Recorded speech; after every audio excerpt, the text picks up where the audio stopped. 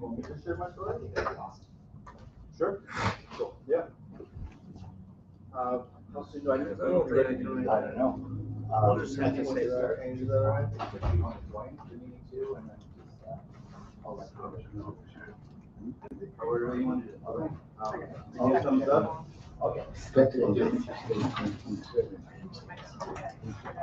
Everyone knows that if you're working,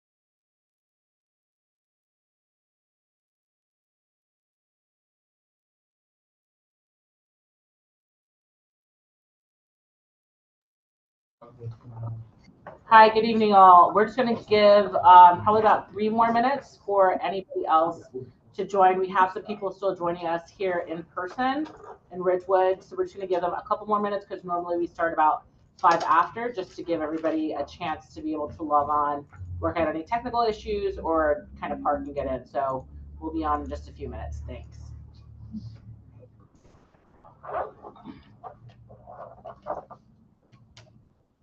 I like his background. Yes. Rodriguez.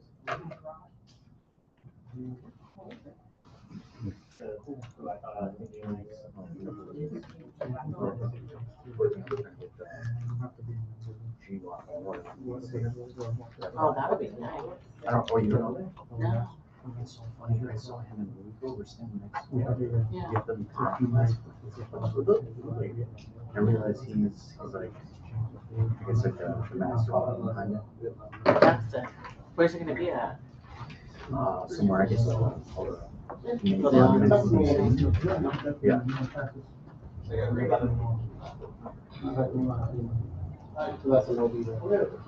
Oh, so you know Ron then, Ashton, from Sage Fest? Yes. Right? Yes, I do. Kingston. Hello, good evening. Call it out. Nice. And then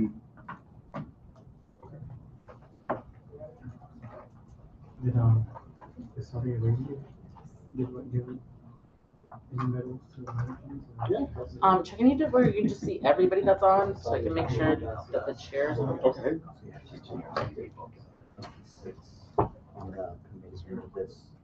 Nice. Oh, because he's not on yet. Yeah.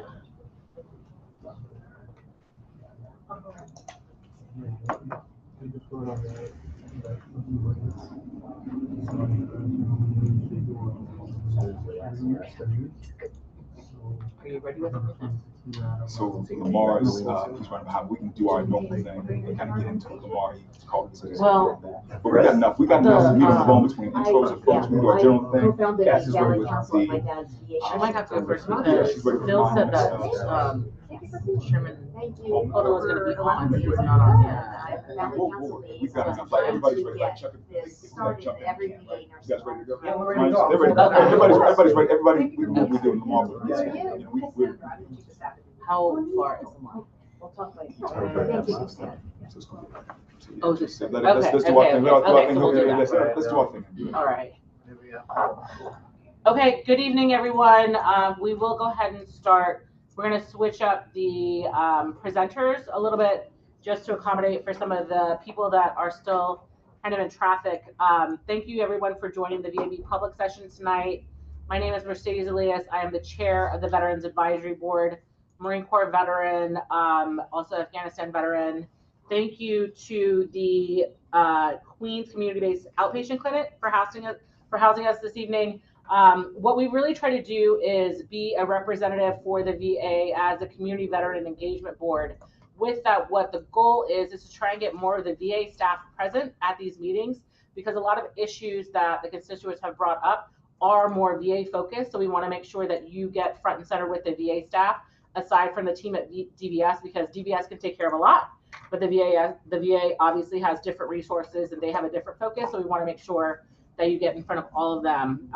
So the CBOC here in Queens is hosted by the Bronx VA. So thank you to the staff there, and we are located in Ridgewood. This evening, he's not on yet, but Council Member Chair Holden for the Veterans Committee will be joining us. His representative Philip Wong is with us. Thank you very much, as well as James Pollitt from the City Council. Thank you as well. From the VA staff, online we have Michael Fenn, who is with the National Cemetery Administration. We also have with us present Sean Kingston, who is the outreach coordinator for the Bronx VA. Also logging in and joining us is Suri Medina Nunez, who is the Veterans Benefits Administration public contact team for the New York Regional Office. Thank you very much.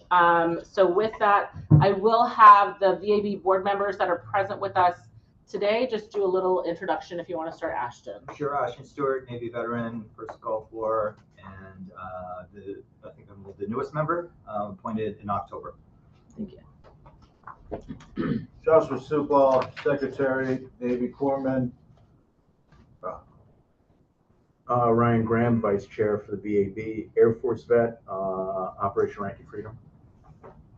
Thank you. And I don't think we have any of ours on virtually. I didn't see Chuck. So with that, one really exciting thing that we wanted to brief today is the DVS staff that has been tasked with preparing the 9/11 memorial. So we will turn it over to Cassandra and Chuck if they wanted to do a little presentation to let everybody know about the memorial that is scheduled to be constructed here in Queens. Good evening, everybody. Can they see that online? I think you have to share. Yeah, Okay. I'll set up first. In the meantime, I'll introduce myself to everyone. My name is Cassandra Alvarez. Hi, I go by Cassie or Cass. And I'm the Chief of Staff at the Department of Veteran Services. I've had the honor and privilege of working in this office for almost 8 years. Time has really flown. But like I said, it has been truly an honor. And so this is a very exciting project that we're working on. I'm joined today by 2 of my colleagues who are also part of the project team for this initiative. One of them being Chuck. Chuck, I'll let you introduce yourself real quick. He's the press secretary. Hey, my name's Chuck, press secretary for the agency, Air Force veteran, Afghan veteran. That's it.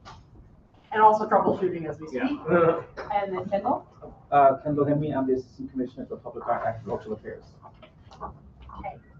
So we're very excited to brief you on this very special initiative that we're working on. Our office is spearheading this, and that is the post 9/11 Fallen Service Member Memorial, meant to honor the lives of the fallen who were from New York City. We should pause and make sure. Can everybody online see? We can't hear them. That's the only issue. Get a thumbs up. Give a thumbs up online in the Wait, chat let's see. if you can see.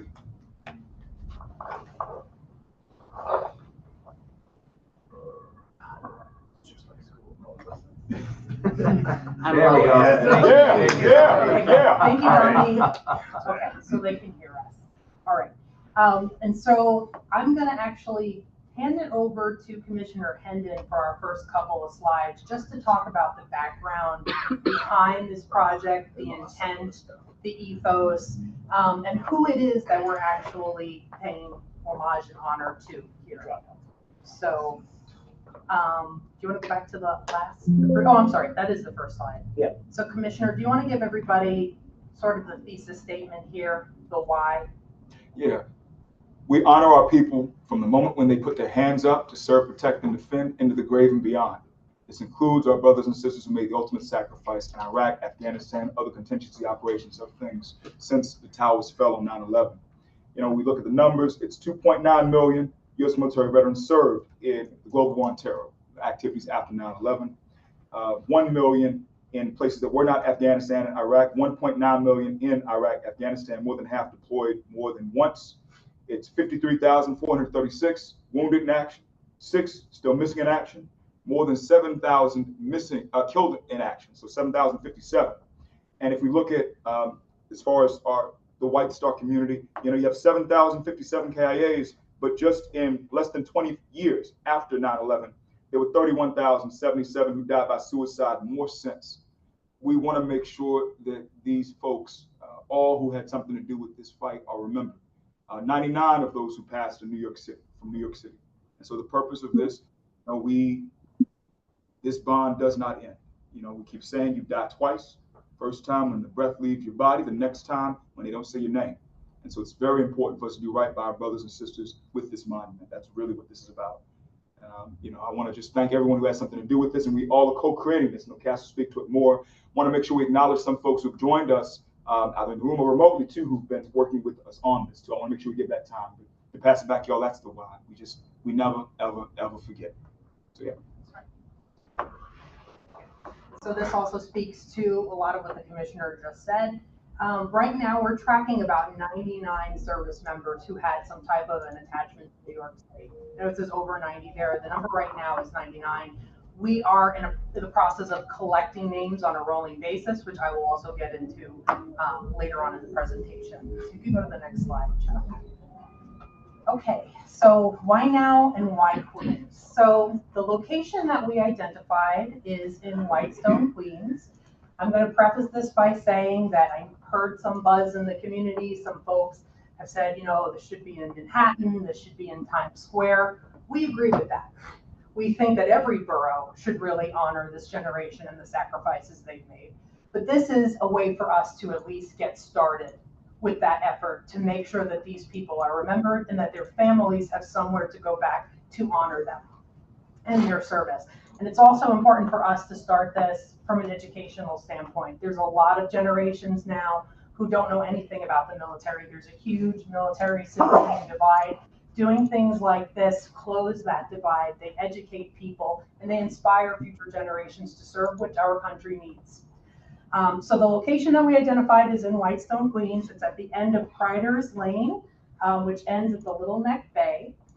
It is a primarily residential area. I'll say right now that there's not a lot of local transportation there. That's something that we will work through. We will make sure that there is a lot of presence at the memorial. There is programming so that it is a lively space and that people are continuously remembered there.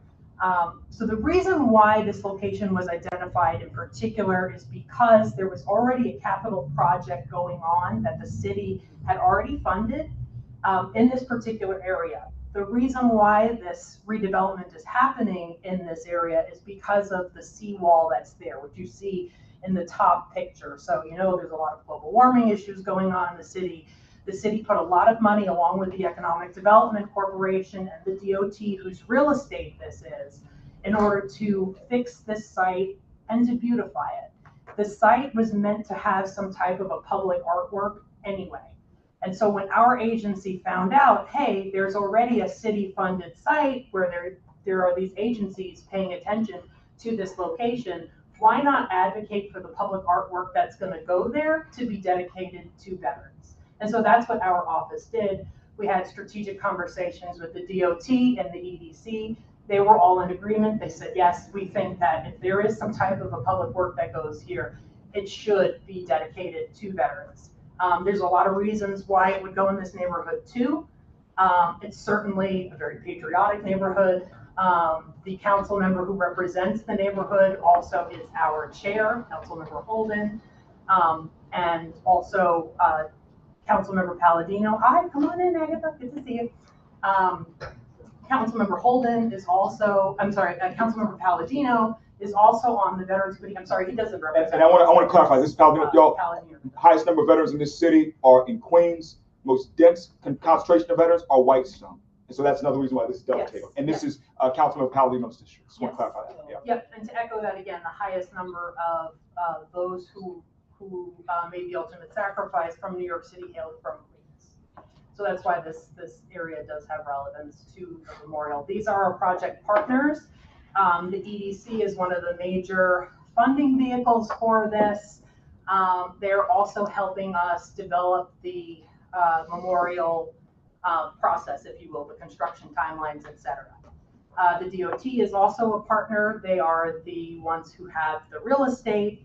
They're the ones that are leading the redevelopment of that site and the beautification of the site. They've been our close operating partners as well. And then the NYC Department of Cultural Affairs, Kendall is representing. They are our very close partners in helping us run the memorial design development process, which this meeting right now is a part of the development process for the memorial design concept. So here are a few more shots of the location. It's not really much to look at right now, but it will be. The top picture is where you're looking out onto the water. There's going to be sort of a circular plaza, which you see represented below in that image, where the memorial would ideally be located. And it's going to be made into a more pedestrian-friendly zone. And the bike path, which is also part of the Little Neck Park that's there, is going to extend right past the memorial. So it's going to bring a lot of foot traffic, a lot of bike traffic past this beautiful artwork. And then you'll see another aerial image there, satellite image of that space.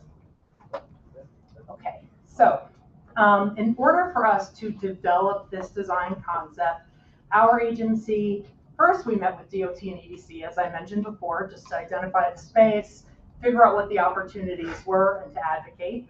After that, we consulted with the Department of Cultural Affairs, who helped guide us in the process to develop the design. This is not the first time that the city has done this. There is a tried and true process in place that the city follows, and our agency has done that.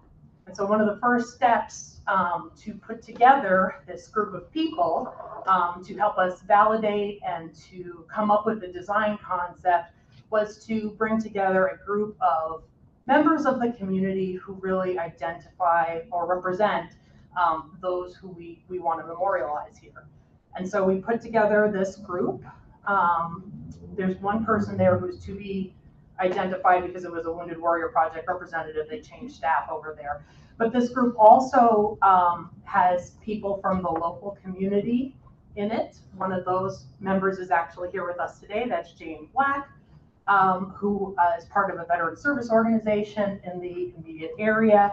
And so we also went to Councilmember Palladino and asked her to come up with a few recommendations so that there was adequate representation from the neighborhood on this advisory committee. And so we have Jane, we also have Mike Seeley and Andrea Bryant, who I saw is joining us virtually. Thank you, Andrea, for being here as well. And then we have other subject matter experts and families of the fallen. So that's who's on this list here. Chuck, I don't know if you want to go to the next slide. Okay, gotcha. And so that advisory committee was pulled together about 4 times last year to help us come up with a design concept, help us gather feedback about what this memorial is supposed to be, what it's supposed to do, what it should look like, the things that it should have included in it.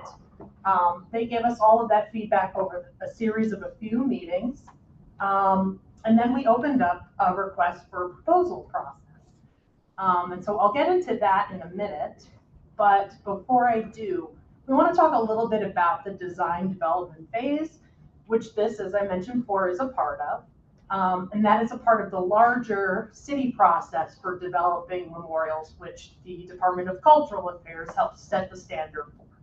And so with that, I'm going to pass it to Kendall to just talk a little bit about the public design process and sort of what we're doing here and what the other input sessions are going to look like in the future for the community to give feedback about this design, which we're also going to share with you. Yeah, thanks, Cass.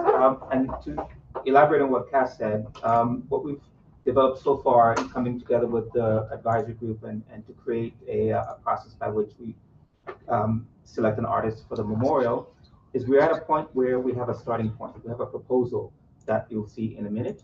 And this begins what we call the design development period. This is where the concept is reviewed, is seen, is discussed through many different groups, and it elevates and evolves the project as it moves forward. As part of the city's process in and of itself, what some of the 4 points that are on the screen right now is we, as city agencies that are needing to take care of the piece, needed to making sure that the meaning is the intent is correct and whatnot. It is reviewed internally by the city agencies first. Then it goes to advisory committee, then community boards, and what we call the Public Design Commission, which is the official review by the city itself, because it becomes part of the city's property at the end of all that. Throughout every single part of these reviews, it causes the memorial to evolve. The artist takes all that information and processes it and see how it could be incorporated into the design until it is again goes to the design commission. So we're in the beginning of a very long process that we want to hear from as many people as possible, and to make in the end the memorial what it needs to be. Thank you, Kendall. Video? Yes, so actually, now we're going to show you the design concept. Before we do, I want to tell you a little bit about the RFP, which I mentioned right before Kendall started speaking. So part of the process was to put out a request for proposals to artists across the country and around the world. We had some international submissions, right, Kendall? Yep. I think we did, yeah. And so that was open for a period of about a month last year. We got about 25 plus viable submissions from artists, as I said, around the world. We leveraged the advisory committee to help us pare down those proposals to, I think we had 4. The 4 proposals were then, or the 4 artists and artist design teams were invited to Manhattan. We had a meeting at the EDC offices where they presented on their concepts before the advisory committee.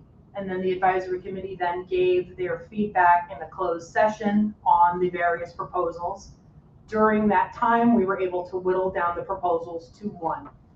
There was a very obvious favorite among the committee members, and so we felt very confident in moving forward, at least with this design concept. The reason why I say concept is because none of this is final yet. Kendall just mentioned a lengthy input process that the community is going to be invited to. This is part of it as well. We want to hear your feedback. There is a question slide at the end of this. So nothing is final yet. In fact, on the way here, Kendall said everything's a proposal until it's not. We're not there yet. So this is very much a concept that we want everybody to give feedback on. The artist who was selected is named Dow Blumberg. He is a world-renowned bronze sculptor. In 2006, Joe Biden named him one of the country's best sculptors.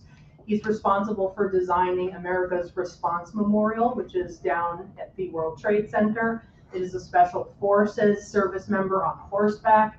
I do invite you to go see it. It is an incredible, incredible emotional sculpture. And so this artist, this same artist, was selected through our process.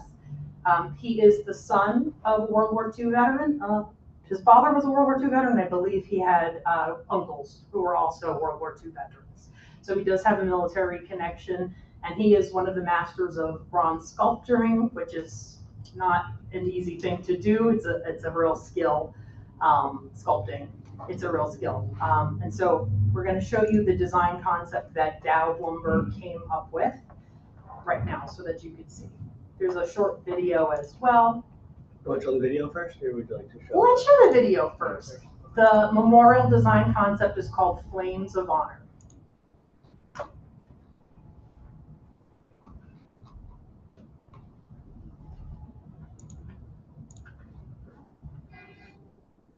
There we go.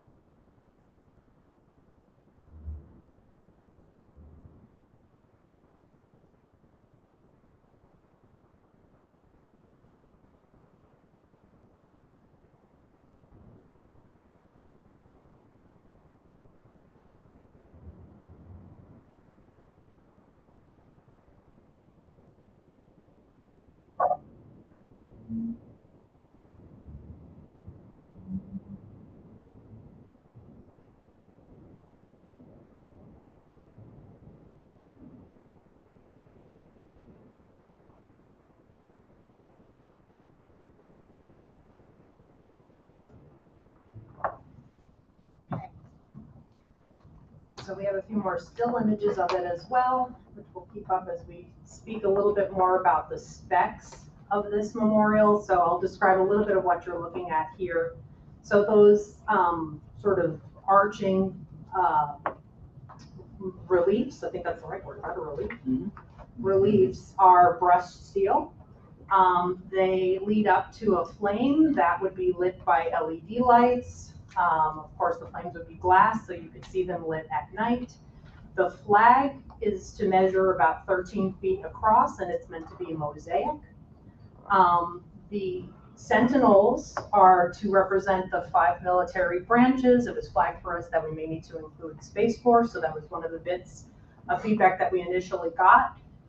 They are meant to sort of stand guard there, pay tribute, and they are to represent the 5 branches. We do believe that we will have the names listed on this memorial. Where that will actually go right now is still being developed. We're open to your feedback on where it could go in this concept design. The overall structure is about 40 feet high. The plaza circumference itself will be about 65 feet across. The sculptures around the arch are bronze, and as I said before, the structure itself is brushed steel. And that's a closer look on the relief concept, which is very intricate. Okay. This is the timeline. Okay, we can go into the timeline. So as I mentioned, we had our RFQ. I'm sorry, I referred to it as an RFP before. It's our RFQ that we ran. And that was conducted last year. That's where we got those proposals from. We reviewed the proposals in the fall of last year, and then we came up with a final concept in December of last year. So what's happening now is spring through fall 2026, we're engaging the community, the local elected officials who have already seen this design, the community board who we're meeting with next week. We're also going to meet with the Whitestone Taxpayer Association because it's very important for the local neighborhood to certainly buy into this, but also realize that they're going to be stewards of this as well because it's going to be in their immediate neighborhood. We're also going to engage the broader community. Doing this meeting, having this presentation right now is one of those measures that we've taken. Fall 2026 through 2028, there's groundbreaking, there's construction. You know, capital projects take a really long time in New York City. So that's where the timeline gets a little bit murkier because things are really predicated on funding, construction timelines, etc. One of the things that I want to mention is the budget for this project. So right now we're estimating that it'll be about $5 million, about $3 million for construction, and about $1 to $2 million for long-term care. We are going to identify a nonprofit partner, ideally a local partner, to help be the long-term steward for this memorial, because you're going to need things like people to come and help with graffiti removal, beautification, programming. As I said, we want to make sure that this remains a dynamic space where people come to pay tribute and are educated, etc. That has a lot to do with the partners that we work with to ensure that the legacy of this memorial continues. We've seen in New York City memorials not getting taken care of. One of them is the Soldiers and Sailors Monument on the west side of Manhattan that was crumbling for years. Thank goodness Gail Brewer did a lot of advocacy to make sure that that got the funding that it needed for rehabilitation. We don't want to end up in a situation like that. So we want to make sure that we have a dedicated partner from the outset that will help with long-term care. Another thing I want to talk about a little bit is just some of the outreach that we've already done to the stakeholders in the community. The first and foremost, most important stakeholders are the families of the loved ones of the fallen. And so Mr. Gabriel is here. He drove from New Hampshire to be a part of this meeting. He received a letter that we sent out stating that we were going to do this meeting. We've sent out another snail mail communication last year informing the family members that this effort is happening. And we're going to continue that outreach, continue that dialogue, make sure that the family members know that this is happening, that we want their voice to be a part of this. So Mr. Gabriel, again, thank you for driving so far to make sure that your son's voice is represented in this room. Thank you for doing it. Thank you. Thank you for your family's sacrifice. So I guess, what is the next slide? There's questions. Questions, okay. I didn't make I sure that got I one mentioned. quick one. Is there Yeah. a URL for that movie? We can post it on the website. We don't want to post on the website yet because we wanted to have these sort of Okay. internal conversations first, if you will. I guess it's not internal, but these It's gonna, strategic conversations first, but we can absolutely. it's gonna be on post it nyc.gov/vet memorial. nyc.gov/vet memorial. So it's not there now. I'm so sorry, sir. Yeah. I'll help you. Yeah. Yep. You got it, Jack? Vet Memorial. Yeah, I talked about the budget. I'm just looking at my notes here. I think I touched on everything that I wanted to. I'm gonna open up the floor for questions. If you have further questions that you can't think of right now, you can certainly reach out to me. My email address is calvarez@veterans.nyc.gov. Alvarez is the last name. So Mercedes, I don't know how much time I have. I know this took a little while, but are there any questions? Yeah, anybody that's on virtually, you can write in the chat or just raise your hand virtually. We can call on you. If not, like Cass mentioned, you can also email her directly with any specific questions.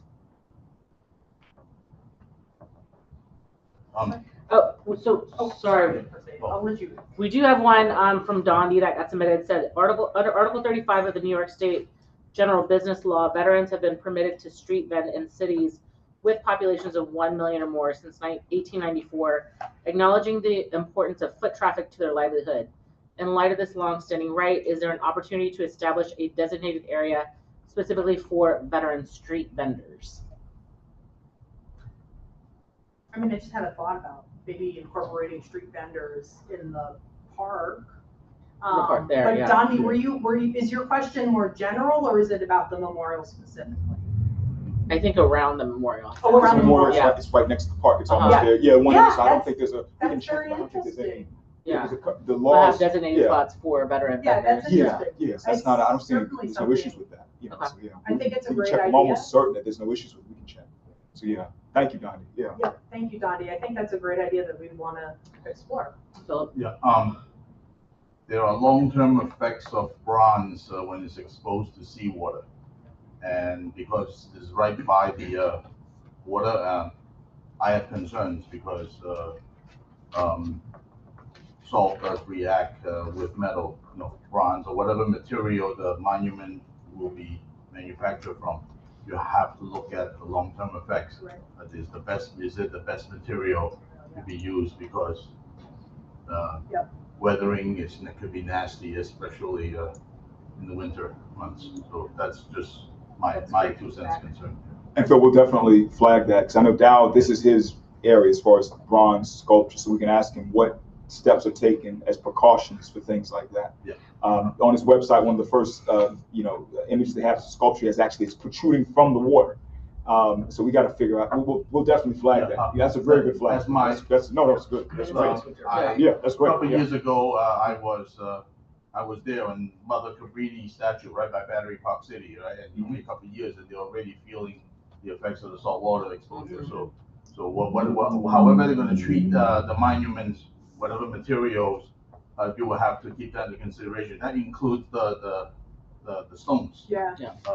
Can bronze be treated against There's some seawater? coating. Or- Anything could be treated. And so we have pieces in the water that's bronze as well. So that's a concern that we've had for a long time, and it's. Yeah, it's going to turn to look like Statue of Liberty in a couple of years, green. So do we want that? Are we okay with that? Fine. Yeah. Right. That's great feedback, thank you. Any other questions? I want to double down, y'all. This is the first. This is not the only. You know what I mean? So we're starting here, but the plan is to continue to do this, to be right by our people. And so forgive me, what is your child's name again? I'm sorry, I want to say it out loud. Demetrius. Say the full name. Say it again. Demetrius Gabriel. Demetrius Gabriel. All right. We're doing what we can. Gabriel. We're doing everything we can to make sure that Demetrius lives forever. That's what this is about. So we appreciate you coming. That's what this is coming from. So, yeah. I said you're welcome to send questions to me. If you want to be a part of this effort, meaning if you want to, give us your ideas later on, if you want to be an active part of the meetings, reach out to us. The advisory committee is not necessarily a closed group. we invite people to participate. That's always been the case.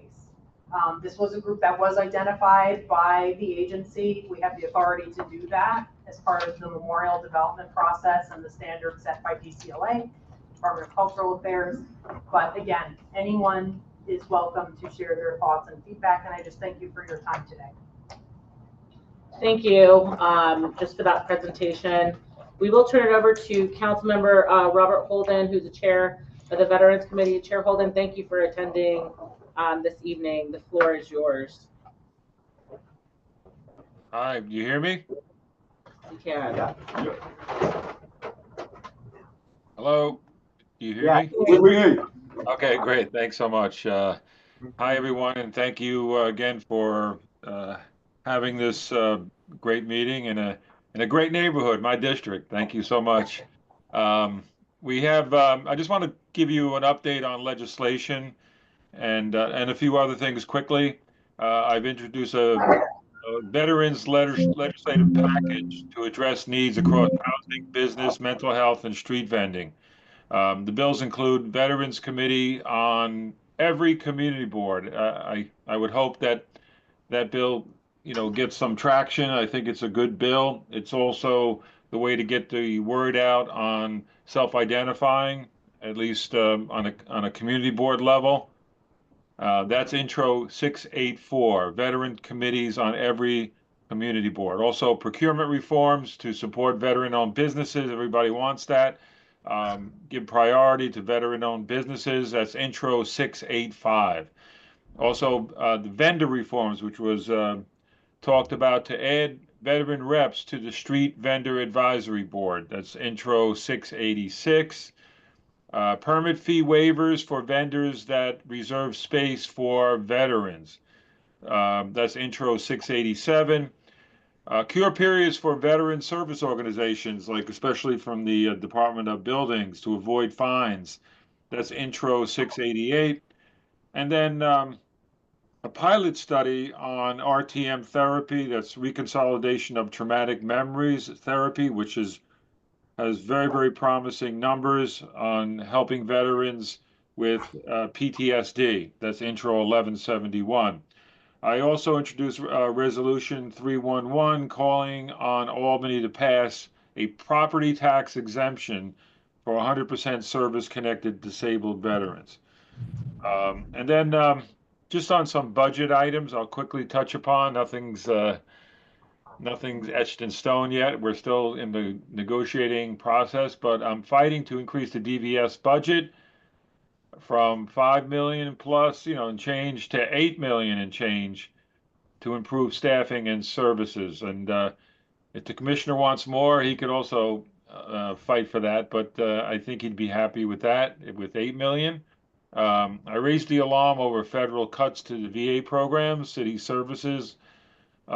City services really alone can't fill that gap. So we really need to pressure our Congress people and to really hold the line on any VA cuts. I don't know if you heard that the last hearing, the city council just released a report card on DVS, giving the agency a C grade. The city council offered 15 recommendations to improve performance. And, I really hope that increased funding will actually take care of that and make the agency really be able to reach many, many more veterans. Our committee is also pushing for the veteran, the Cold War vets property tax exemption. So we haven't forgot about that. And Veterans Committee hearings, like I asked if you at the VAB can really suggest some future hearings. We had multiple hearings. I just want to recap. January 22nd of this year, we had the Veteran Advisory Board performance. We made some suggestions, and hopefully we get a bit of funding for the VAB to have to actually increase the members attending and so forth. February 19th, we had legislative hearings on vendor support and RTM therapy. April 28th, we had the budget and DVS report card findings, which we just had. And in 2024, December 18th, arts and culture programs for veterans, and a call for a 3-day Veterans Day weekend. So that was, I think, of some very, very constructive hearings. And in every step, I just want to just reinforce that I made it clear DVS is under-resourced, and the city and City Hall on both sides of City Hall should act to increase DVS's budget. Right, Commissioner? Is he still there? Right, yep, that's right. Right, there you go. Okay, thanks so much, everyone. Appreciate it. Thank you. Is Sean gonna brief anything? Yep, Sean, Larry, yep. I think these guys, they're gonna come too from VA. Well, while you're still here, I want to make sure we acknowledge the chair as far as shareholding being such a steadfast leader for us on our issues.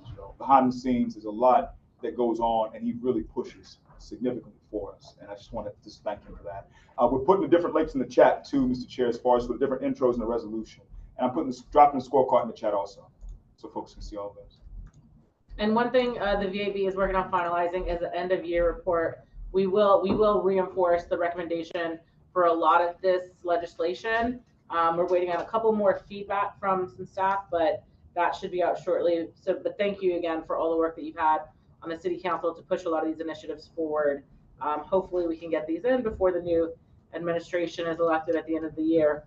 So we'll see how that kind of all pans out. Mercedes, if I just might add, if we can get a letter writing or calling the council offices for increased funding for DVS,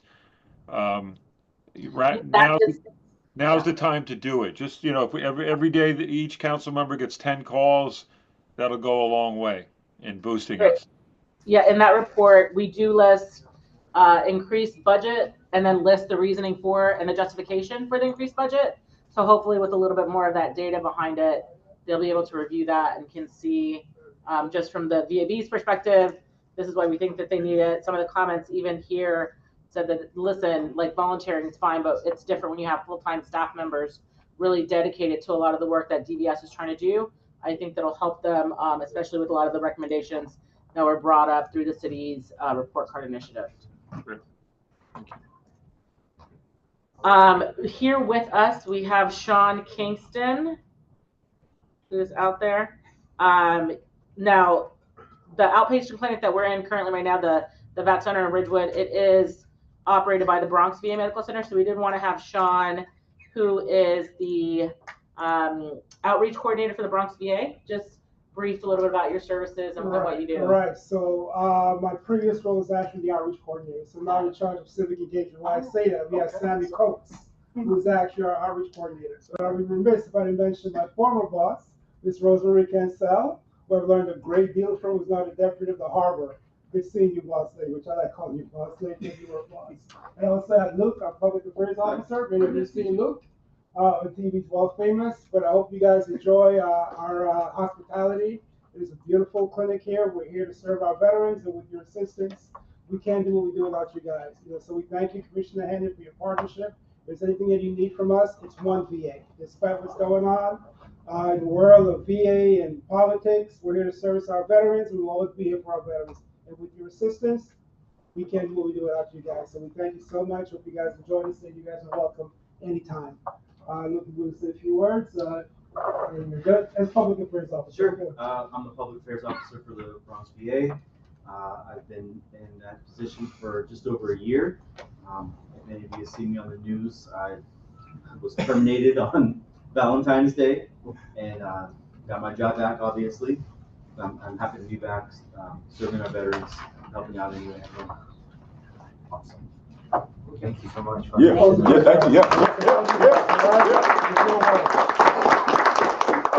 Sean, if I want to sign up for VA healthcare, what do I do? Right, you can either go online, va.gov, or visit any local VA facility. We're more than happy to guide you. We also have Sam, who actually makes home visits for veterans. If you need to register with VA, but everything is basically online, or you can just walk into any VA 5 days a week between 8 a.m. and 4 p.m. for our eligibility office. And we highly encourage our veterans to actually enroll in VA. If you do know of that, please encourage them to enroll in VA. The biggest survival to VA are vets themselves. We need more vets that can take advantage of these earned benefits and services. So it's highly critical. Saturday. Saturday. City Field. Oh, Saturday, right. We'll be at City Field as well too. Thanks to Commissioner Head and his team. If you want to brief it, because not everybody may know. I'm gonna throw the cash check. Y'all want to talk about that? Talk about that? I mean, since we had the intro labs too, let's take advantage of that. And Sam put their contact information, the commissioner put the contact information for Sam in the chat too, for anybody that would like to contact him. Or you can contact Sam Coates. That's I put Sam. I'm gonna put you out. Yeah, I put Sam. I put Make sure Sam. you Yep. text me to mention that as well too. Hey Sam. So this Saturday, as mentioned, we have the City Field. So this is the Military and Veteran Family Summit.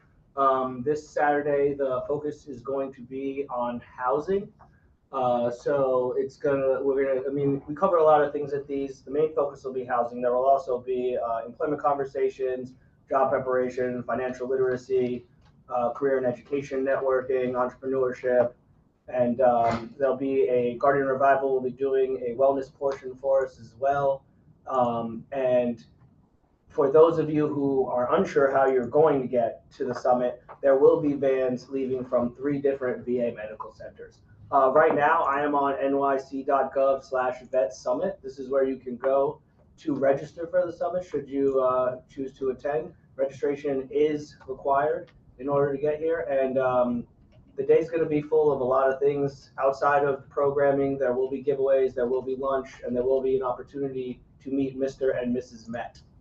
So that should be fun. But yeah, nyc.gov/vetsummit. And things kick off at 10 a.m. and I believe they go until, I think there's a hard stop at 2 or 2:30.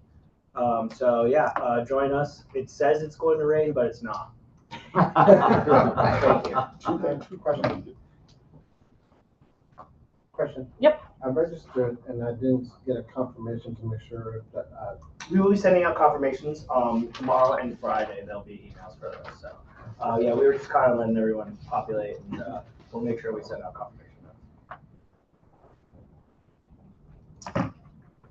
Any other questions from the attendees, just as far as the summit on Saturday or any of the outreach to the staff with the Bronx VA? And while we have, anybody have any questions for Chair Holden too? We're so fortunate to have him right now. Any other questions?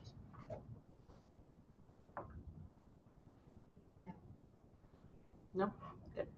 Okay, now we will turn it over to DVS staff. So for everybody that hasn't attended one of the VAB sessions before, we do try to have a subject for each of the meetings.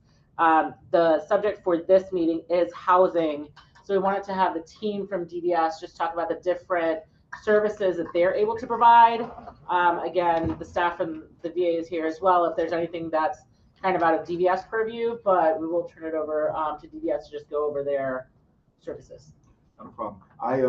So we got Lamar Wheeler is our Senior Executive Director of Housing Support Services, and he is en route. I'm going to just say a couple of things to kind of get some broader comments on. Then I'll drill down to housing, and then when he comes, we'll pass the baton to him.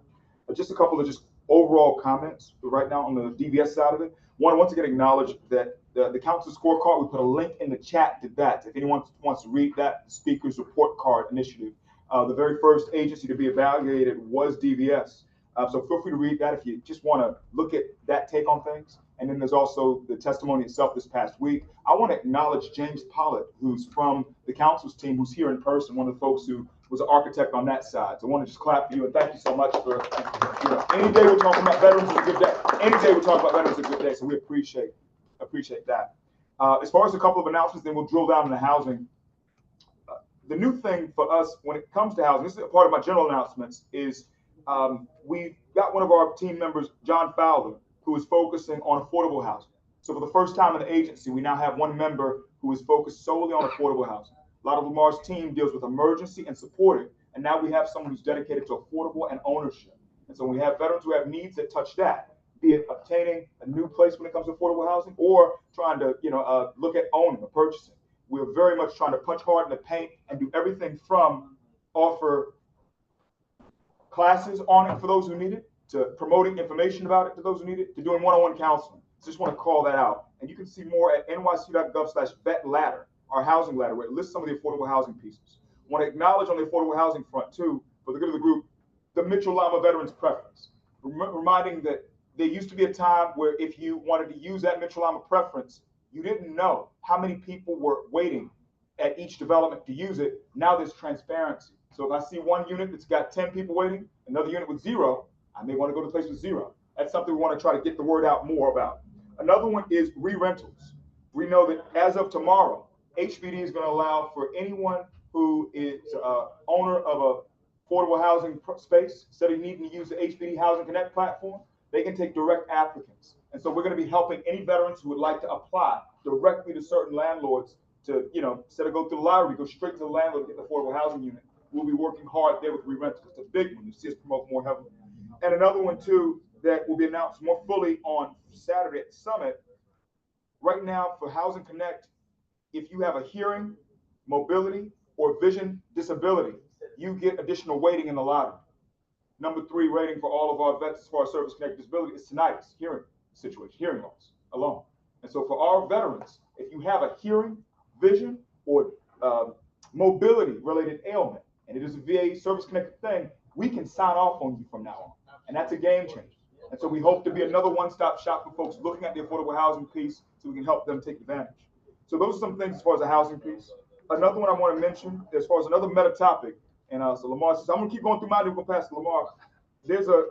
We anticipate a surge in need for employee support, employer support.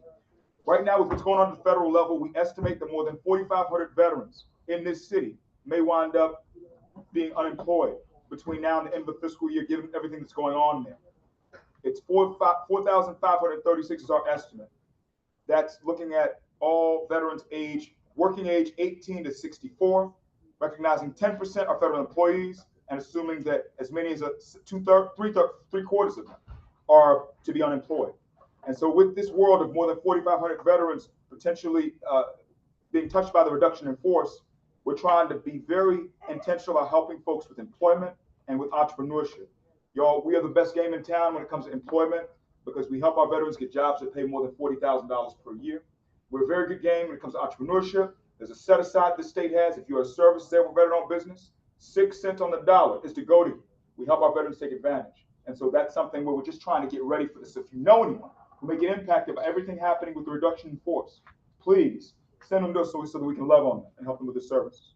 Another thing I want to mention is we are, by May 15th, no later than, we will share the veteran contact info we have with various public leaders. We'll share it with all city council members, all state assembly members, all state senators, all borough presidents, all community boards. So if I am a city council member, I will know all the veterans that DVS knows in my district.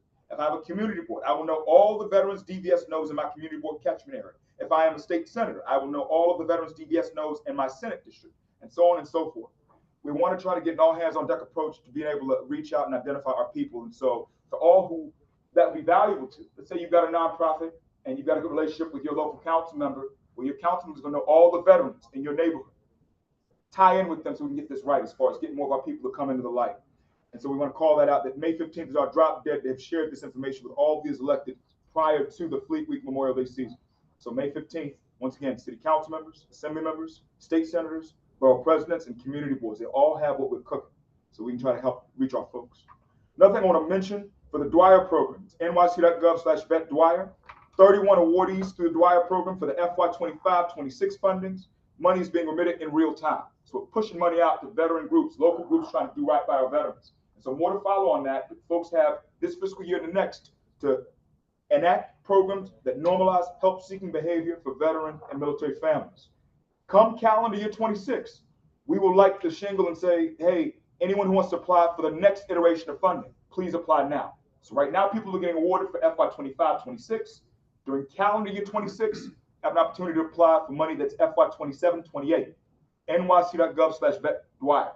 Most important time is right now for this so you can get yourself ready. I hate how many groups weren't ready to apply this time. We want to try to change that. So let us help you get to a place we can apply for this and council funding and other things. Another thing I want to mention, the chair, we got to give Chair Holden a lot of credit, y'all. The executive budget was released today from the mayor.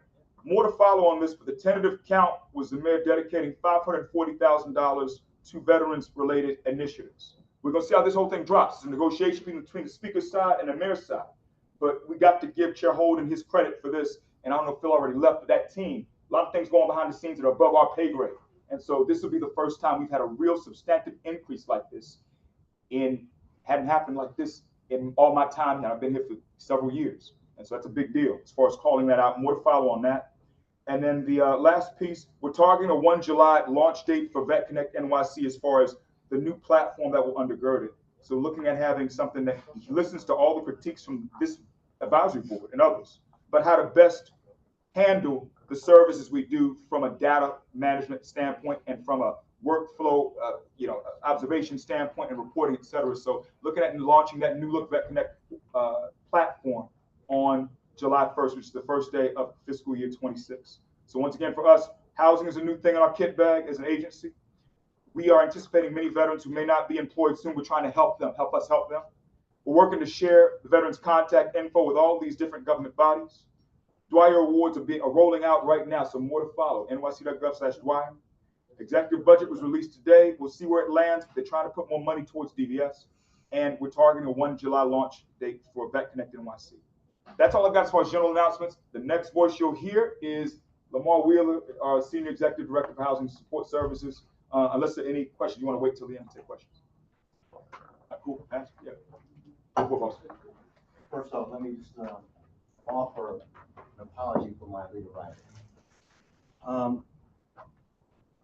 For those of you that don't know me, my name is Lamar Wheeler. I'm the Executive Director for Housing and Support Services here at UBS. What I want to report to you tonight is that housing in New York City is still a problem. And as of yesterday, there are 712 veterans in shelter. 712.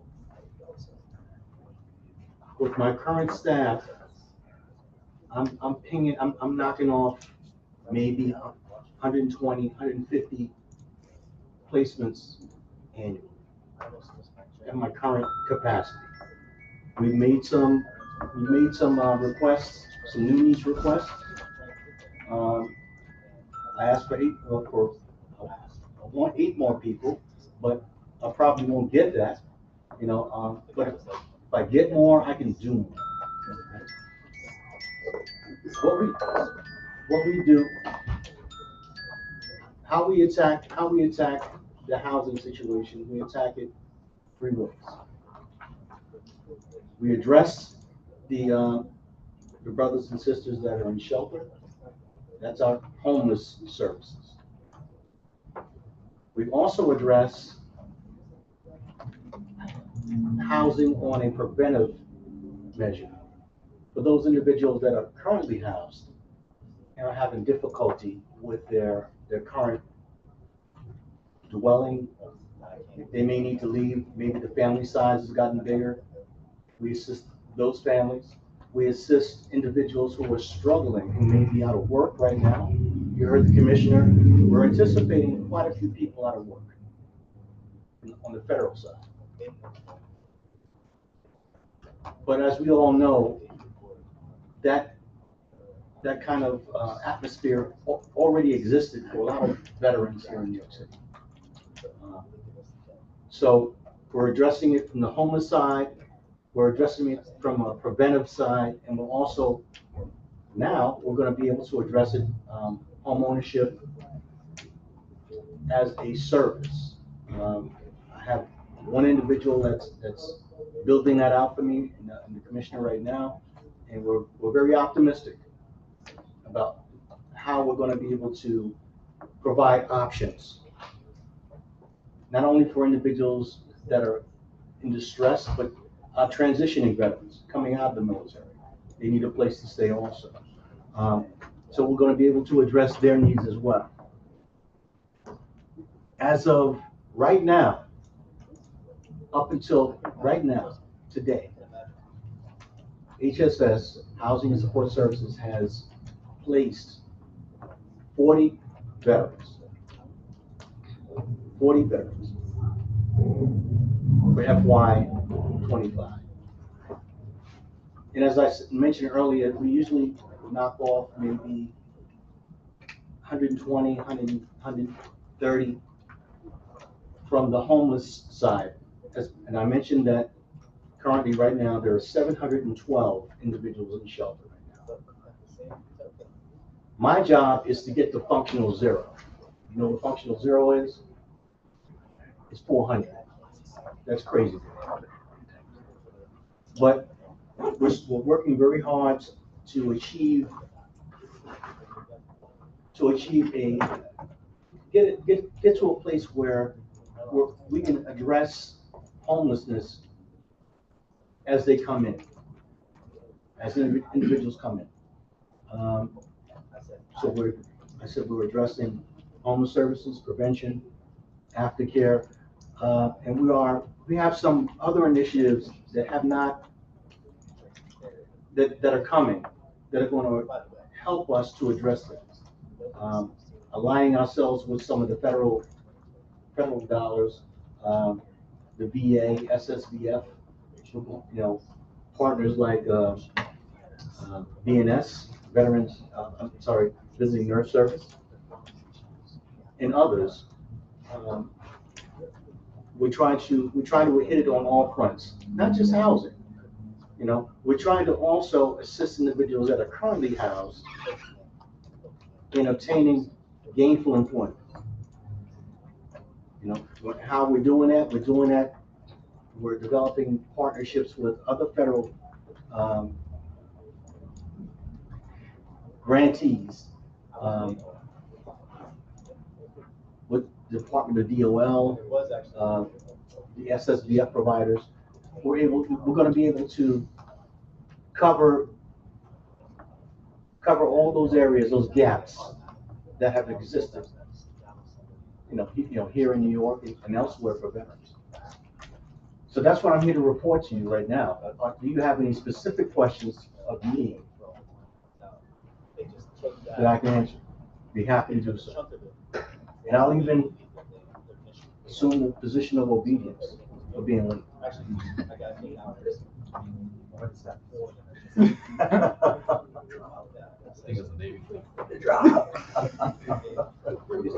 Sure. Where did that functional zero number come from? That's a good question. It's something to, yeah, you go. It's a formula that they came up with that would not put a strain on the system itself, and also we would be able to address the needs quicker for individuals. We could definitely go below 400, but 400 is telling us that we're putting a dent in the homelessness for veterans. 400 are going to be cases that come up.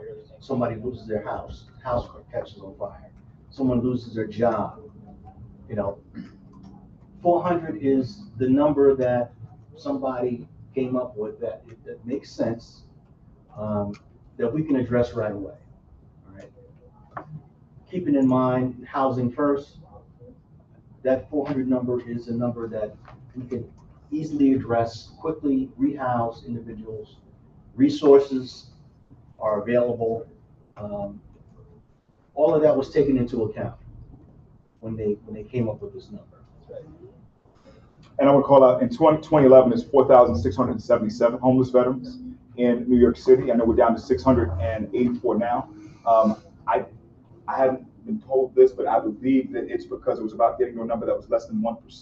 So when folks sought this out, when they really made, trying to end chronic veteran homelessness a goal, which technically we ended chronic veteran homelessness, we're trying to get to functional zero, Sebastian. So I think it was about choosing a number that was 1% or less of where we were at the time. So I think that's why. So at the time it was 4,000 plus.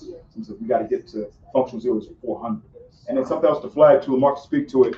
Out of all who are housing insecure in New York City. We estimate about 40% are not from New York City. In other words, you ask somebody, where were you 12 months before you became housing insecure? And they'll tell you, I was in Texas, I was in Illinois, I was in somewhere else, and they came here.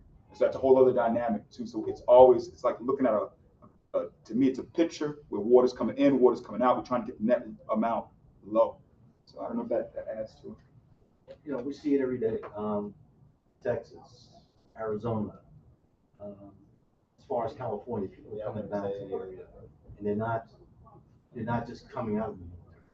They're coming into the New York City area for a lot of different reasons. Some are going to school, they have scholarships. Others, they think the job market is, what they want to get into is better. Do I try to discourage people from coming into the area? No, I don't. But I do tell, I'm very upfront with them about what the rent situation, the cost of living is here. You know, please take that into consideration. Please trust what I'm telling you. You're looking at a minimum for a one-bedroom apartment. You're looking at $2,300 a month. The plan that they're working. Minimum. You know, what they're working on. You can just go up from there. If it's okay, I want to kind of dig a little bit, Lamar, just so we put it on the table for folks too. And y'all just want to make sure we acknowledge Sebastian Nemec, who's help me out. It's a legislative fellow.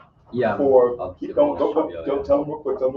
I'm a junior community liaison legislative fellow for the Speaker's office. I just started talking to Hemden a month and a half ago with my senior colleague Paysack. I've been going to veteran hearings, and I've always wanted to attend one of these. And I effectively am trying to be a little bit more on the inside, especially from the Speaker side, more involved and try to identify. We've identified some of those problems, self-identification with veterans and all that. So trying to, on the more legislative side, maybe get some more council members on board and work from my side of the office and with my more senior colleague to help DVS and veterans in general. So thank you guys for having me. Happy to have you. Yeah. Just want to explain the level set real quick with Lamar as far as his work. So big picture, it's 4 different levels of the rung of the ladder for us: emergency housing, supportive housing, affordable housing, home ownership. Lamar's team focuses like a laser on emergency and support. When they made DVS years ago, they took 8 people from the Department of Homeless Services, 5 people from the Mayor's Office of Veterans Affairs, made it into a baby, it became DVS. So the core work for this agency has always been this mission with the veterans who are homeless. With the work, and stop me if I'm off on this, boss, when it comes to emergency and support, and Lamar was one of those people, by the way, like employee what, 003? Number 3, so he's been the dean of the agency, he's been there for a minute. So within the buckets of emergency and supportive, there are 5 major tasks: assessment, the housing search, certification or obtaining vouchers, aftercare, and then landlord engagement. So once again, it's assessment. Let's talk to this veteran, figure out what we're dealing with, etc. The housing search. It's like HGTV, except, different people taking folks around trying to find stuff. Do you like this, like that? Certification or obtaining vouchers. You're going to use VASH. You're going to use city FEPS. You're going to use, there's a whole lot of things. This man is he forgot more than I know about this. There's aftercare. How do we continue to perform, aftercare and prevention support? Make sure you don't backslide. And then the landlord engagement, we have 1.4% vacancy rate in this city. Landlord engagement is key. A lot of this is, I know somebody who will take our people. That's a very important piece. Landlord engagement is key. Also, mediation is key.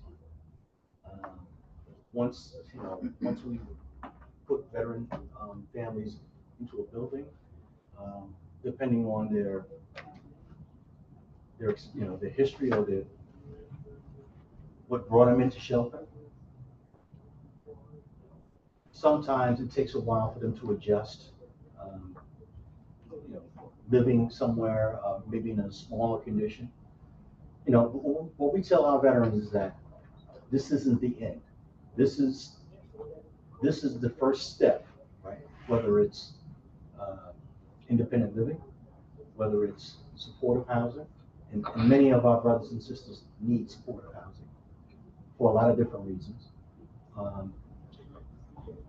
At each rung of the ladder, if you're in supportive housing, when you're ready, you can go to permanent housing or independent living. On your own.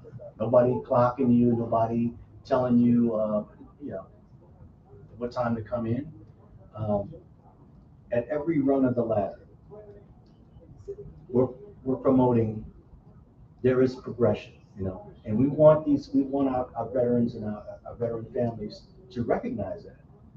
Just because you're here doesn't mean this is it. If you want to move on, we're here to help you. We're here to assist you. We're here to continue to do needs assessments of yourself and your family members. I want to double down on, oh, sorry, go, Tom. We just talked about. No, so I did want to bring up one thing specifically regarding affordable housing and the fact that the student veteran population has decreased significantly, especially post 2020 COVID. So the biggest deterrent for student veterans is the cost of living. The private universities have done better, Columbia, Fordham, NYU, with getting lower priced housing options for the students, but the CUNY students do not have the same sort of solution. So if there are veterans, which obviously veterans come with the GI Bill, they come with guaranteed housing allowance, so they're a little bit more secure. There's complexities because the money goes directly to them, and it's not like it goes directly to the landlord. What is the best location for resources, especially because on the board, we do have student veterans that are looking to attend the universities here in New York. Obviously, we want to recruit more of them here, especially since they'll end up getting employed after their time in the university. What's the best source of information and resources for affordable housing options for student veterans? That's an excellent choice. Because I don't think we bucket. I don't think we separate the student veterans from others right now. It's affordable. For us, for us, we would tell folks, I'll put John Fowler's information in the chat. We have somebody now who's focusing on this like Malaysia. So we would just say, go talk to John. Let's go work with him on a case-by-case basis. So it's not that we put them in different buckets. And what there's a major opportunity right now is this situation with the re-rentals, where you can go, if you meet all the eligibility guidelines for Housing Connect, that landlord is to their discretion now, whom they're putting on. It's not that you have to go through the lottery. And so we want to try to work with our folks to get them into these things. So like looking at the DVS website, could you put a student specific one? Because even the issues with the landlord, if they have issues with the landlord, to know that you're there as a resource, I think would be really helpful, because that is what they do have issues with. Just so then that way they can navigate the different resources. We can figure out what to put it as far as between vet students, because yeah. Between Vet Ladder, which has different use cases, and then vet students, we can figure out what to put, so folks know that. We don't separate a student from they're a vet. Right, but the thing is that they're going to have the housing allowance, which is very different than somebody's looking for affordable housing options in general. That's guaranteed while they're enrolled. That's what I can say is that right now we're aligning ourselves with HPD, and HPD has rehousing units, right? And we're working with them right now to see how we can more quickly access them. We can still put that. I hear what you're saying. You're saying if a student veteran is looking at a certain place on the website, like vet students, NYC.gov/vet students, that we have something that calls that out to acknowledge this need. And then something else to flag too for student veterans, y'all. With the student vets, whenever anybody, and I had this happen to me when I came here, when I was in grad school, I paid multiple, instead of 1 month security deposit, I paid 2-3 months security deposit. Like $10,000. This kind of stuff. So now, so right now we've got our friends from the Commission on Human Rights are just going after folks. They're rabid about this. They're itching, chomping at the bit for these situations. So when folks have this happen and it comes to us, we put them in touch with the folks from the Commission on Human Rights, and those attorneys there inspire and motivate landlords to do the right thing. So Hey, Commissioner, just having a housing background, just one thing to flag as you build out your affordable housing program. The IRS's LIHTC, Low Income Housing Tax Credit Program, does have a prohibition on solely full-time student household. So if you had a single student veteran, they may run into issues with some of the tax credit units. So just as you're building out that, if you can work with HPD and HDC in terms of finding nuance.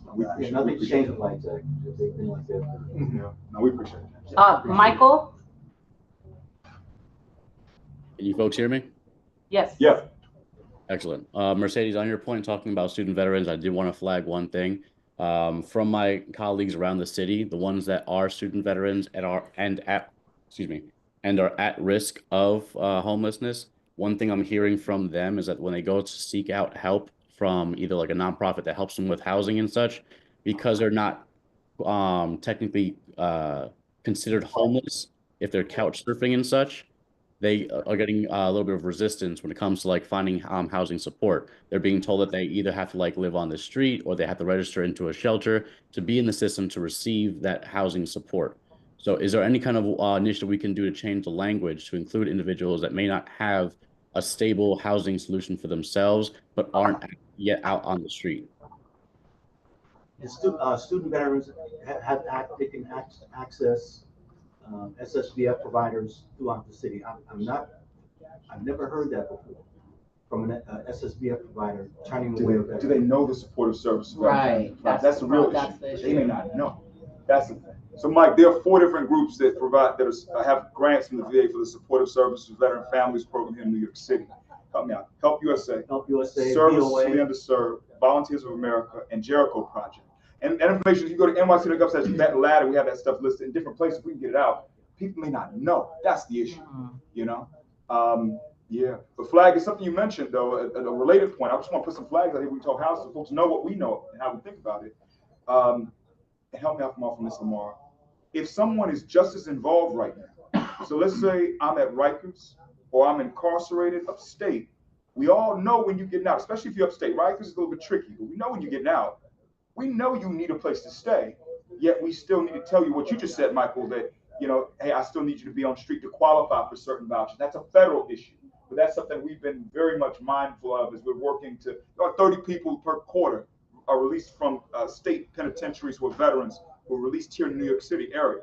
And so it's a housing riddle. How do we make sure if we know you're going to be in need that you can go straight from that into something and not be told, I need you to go to shelter? So that is a flag, and that's more of a federal matter. So, Well, yeah. not only that, just for leases as well, because Mike brought it up, when they require your proof of employment or that you make X over the rent, a student is not going to have that, right? Especially if they're coming, depending on when they got off active duty and when the term starts.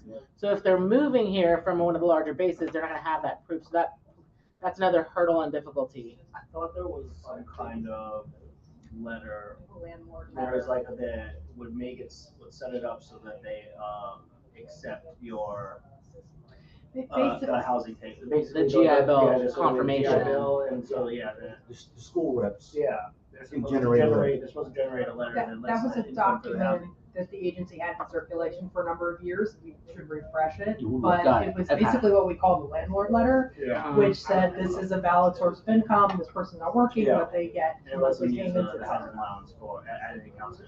Got it. I And remember that was helpvel when the DA. I gotta hit the road, guys, I'm sorry. Thank you so much, Mr. Thank you Thanks so for much, all Mr. all you Gabriel. do, God bless you. God bless you. No, thank you. Yeah. Safe travels. Dr. Brown? Good evening.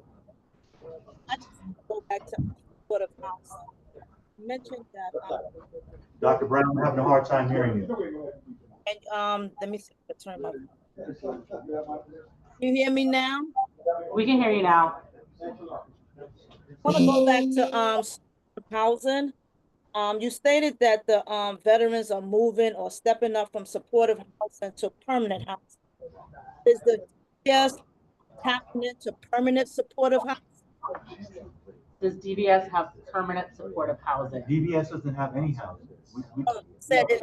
We don't, but we help folks get into the permanent supportive housing. So if they need the steps to get in, we work to do that. So, yeah. Right. Supportive housing is considered permanent housing. Okay. You said they move into from supportive. That's what I heard. That's why. I work with a lot of families in the shelter. I used to be a case manager. I used to have a caseload of 25 veterans. I have assisted them into permanent housing and also supportive housing. I know that there are what we call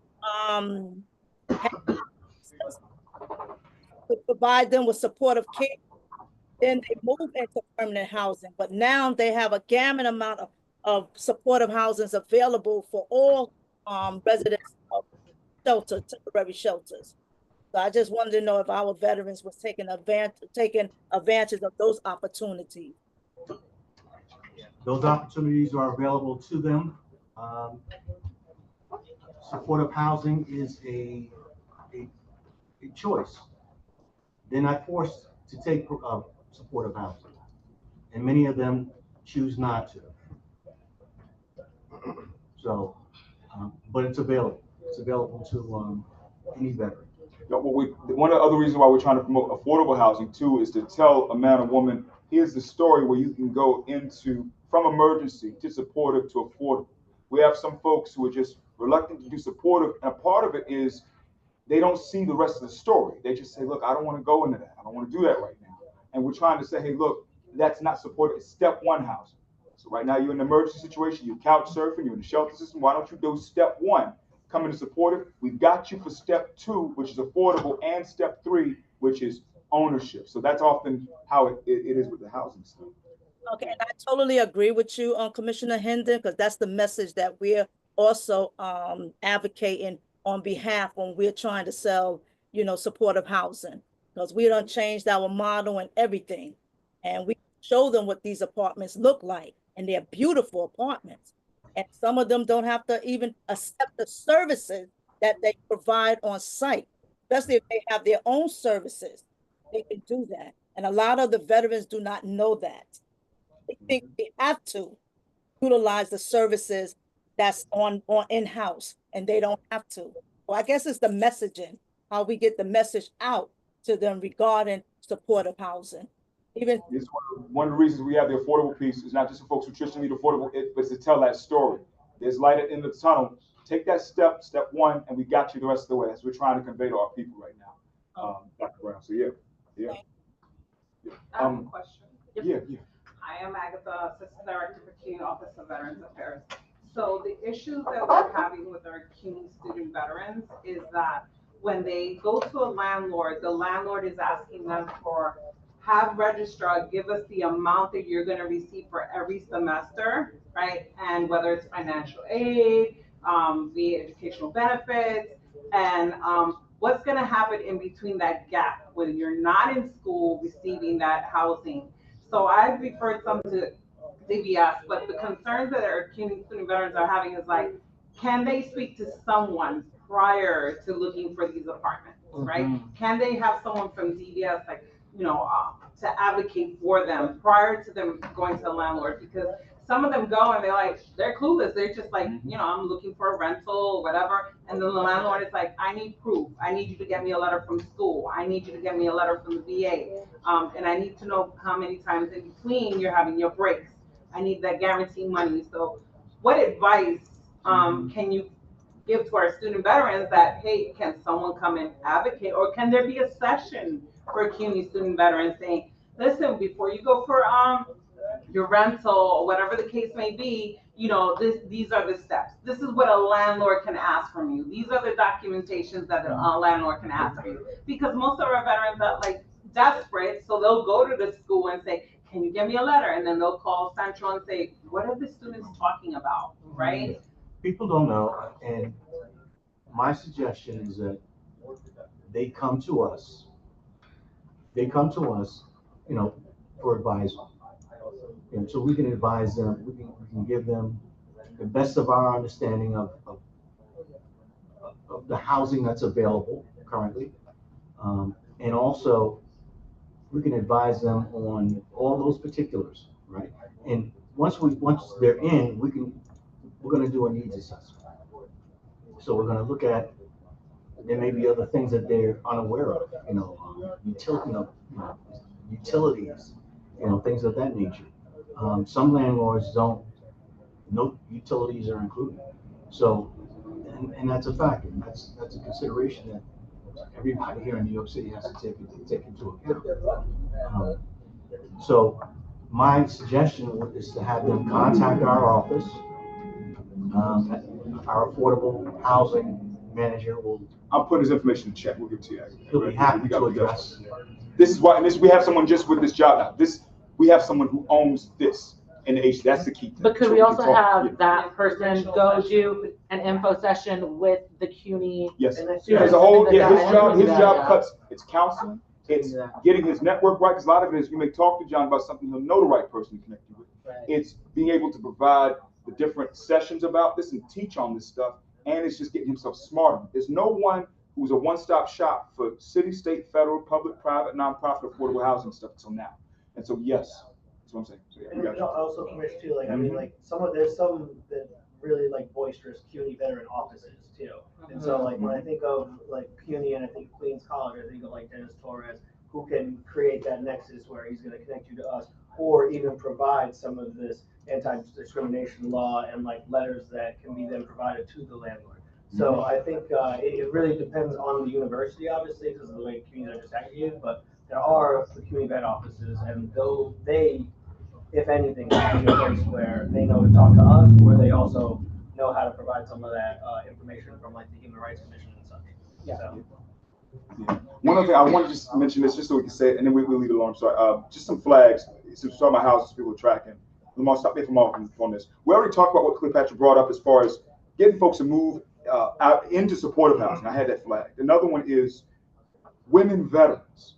Y'all, the women veteran population is increasing. It's 0.3% per year nationwide, but it's 0.8% in New York City. Yet we're struggling to find our sisters who are in the housing system, who are housing insecure. A lot of women, you know, are more likely to be couch surfing and not coming on the net, and we're trying to, because they're here. There are more women veterans. We're not seeing them in the right proportion. Well, there's no spot for them in the homeless shelters. Yeah, no, They're not showing up. They're not showing up there. What I think is that family members are more reluctant to let their sisters or their daughters go to shelters. That's what I believe. Women are showing up in much smaller numbers in the shelters. But they're growing as our population. So something's missing here. Yeah, I just want to call that out. Another one to the flag for folks is, Lamar's team, they focus mainly on veterans who are not eligible for VA health care. If you're eligible for VA health care, the VHA, Veterans Health Administration, already has the social worker, support, and all those things, the case management built for you. His team deals with folks who are not. So a lot of the weight is, roughly about what portion would you say of our homeless veterans in New York City are not eligible for VA health care? I'd say 70%. Okay. 60 to 70. So a lot of it, that's a lot of the weight that he's got. But if you couple this with this reduction in force at the VA, he's got situations where people are covering down on folks who are eligible, but who got nowhere to go to. So we've been really owning a lot of this mission as far as that. I just wanted to flag that. And then the last thing is we've been working to try to get more developers to embrace project-based development. So saying, look, you've got these vouchers, let me build against that so we can have a site where we can continue to have veterans there who are needing what vouchers. And so just want to flag a couple of things on this discussion. I know we're going long. I just want to say those things. So, yeah. Anyway, that's all I got. Any other questions, Randy? I just wanted to add one more thing. We did locate that landlord letter on our website. It's on Well, it's on the easiest way to find it is on the Commission on Human Rights has it on the NYC.gov website. But we'll also locate it on our housing tab as well. It's on Vet Legal right now. Okay, yeah, it might be on Vet Legal. NYC.gov/Vet Legal. We'll add it to it. We have done it. And at NYC.gov/vet rights, if people have issues as far as that example of a student veteran being told, show me 3 or 4 months of security deposit, we have the Know Your Rights letter up on NYC.gov/vet rights. We'll put that up too so folks can see what, yeah. All right, any other questions from the virtual attendees in person?